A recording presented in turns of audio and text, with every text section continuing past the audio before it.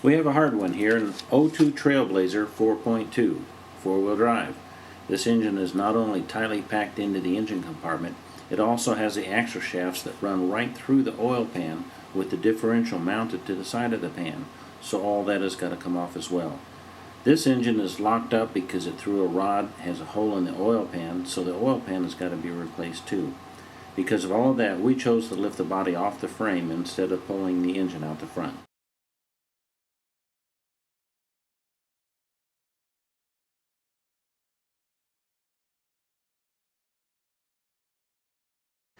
You could pull this engine out the top.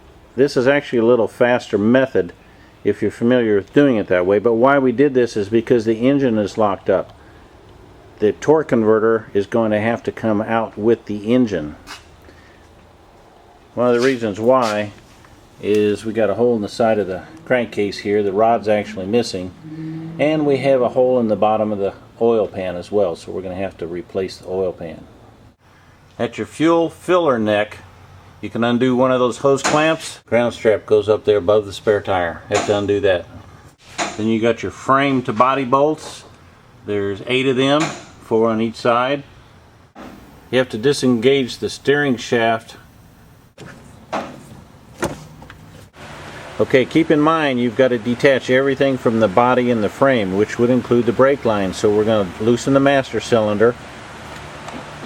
You don't have to bleed the lines, you just take the master cylinder off.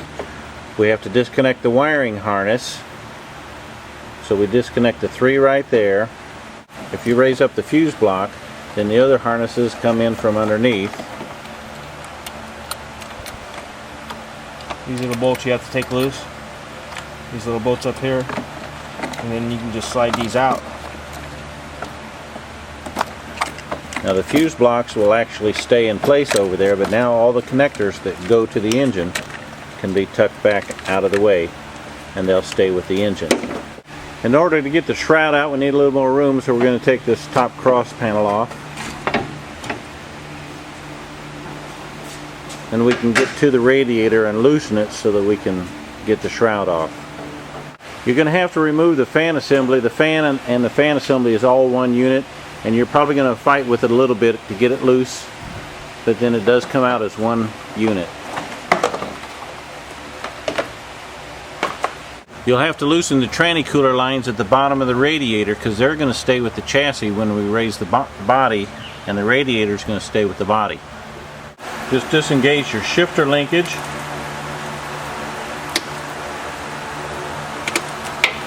You got to get your e-brake cable detached, the front cable where it hooks to the back cables, and then the back cables just push through that hole. Now you use a pry bar, just pry those cables out so that the cable will stay with the chassis because the body is going to go up. That e-brake cable is attached right there. We just need to take that loose. That's holding the cable to the body. And then another one right back here. Since the air conditioning is going to stay with the body, there's a line that runs from your dryer, goes over the top. There's a little bolt that bolts it to the engine there, and there's another one right there. Take those bolts loose so that that line can stay with the body. The AC compressor is tucked back behind, so you're just going to have to pull it forward, take the bolts out and loosen the body of the compressor. It's a little bit tight and you'll have to kind of fiddle it around a little bit to get it forward, but get it out in front where it can come up with the body. You have to pull out your coolant reservoir so there'll be room for the power steering pump to pull over and leave to the side. Now the power steering is going to have to stay with the body because it's attached to all the steering gear. So the power steering pump now, once unbolted, should be able to just pull forward and go up with the body. It's kind of hard to see down there, but you've got to take the heater hoses loose from the heater core. As you start raising the body, just have someone look all the way around, making sure you've not overlooked something that needs to be detached. Keep in mind, you're trying to detach everything that's attaching the body to the frame.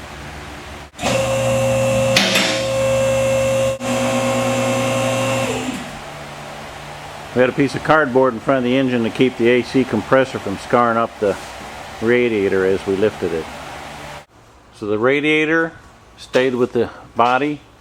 Air conditioning compressor did not have to be discharged. It's hanging from a cable.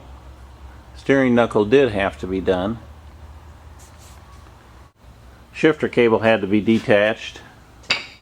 In the back, there's a couple little places that hold the bumper skin. You have to take those little plastic clips off so that the bumper skin will clear the bumper. Ground strap. Now the e-brake cables that were attached are just laying there on top. So your shocks, your struts, your brakes, all the fuel. One of the reasons we had to do it this way is the engine is locked up and we couldn't separate the torque converter from the flywheel.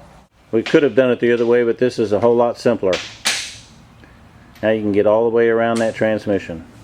Detach the master cylinder from the brake booster, and then the master cylinder and all the brake lines stay with the frame or the chassis. You don't even have to bleed the brakes.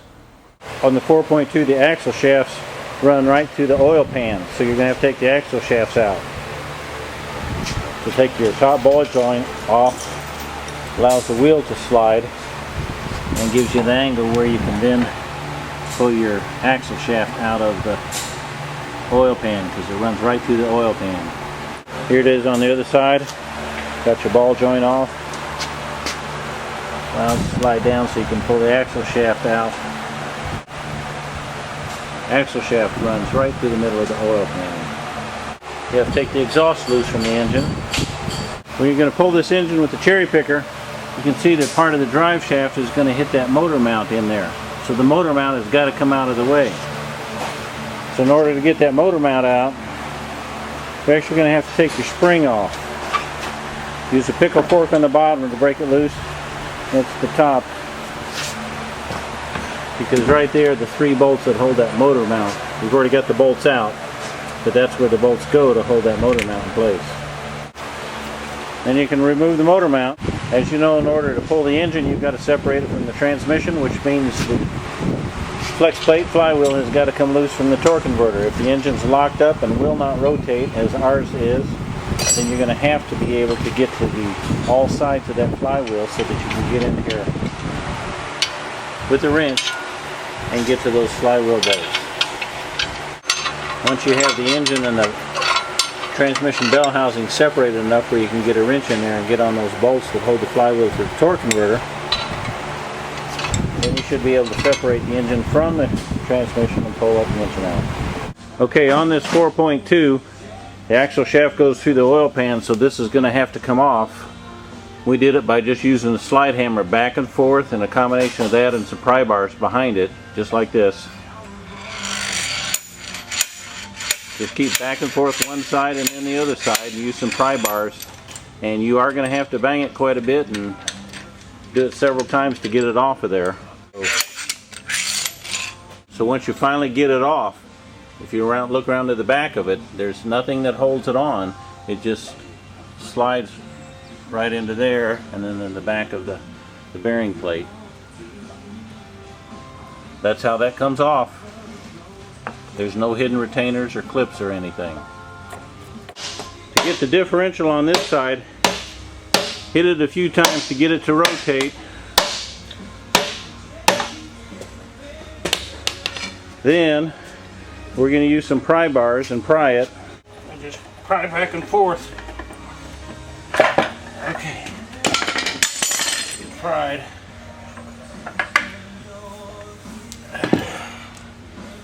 That's how that comes out of there. This takes a special sealer, and it's got a GM part number on it. 123788521. Be sure and use that. There is no oil pan gasket for this engine. Okay, we got this 4.2 Trailblazer back together, the new engine in it. Revs up.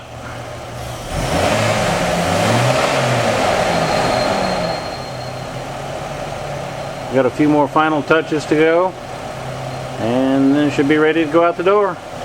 Don't try this at home.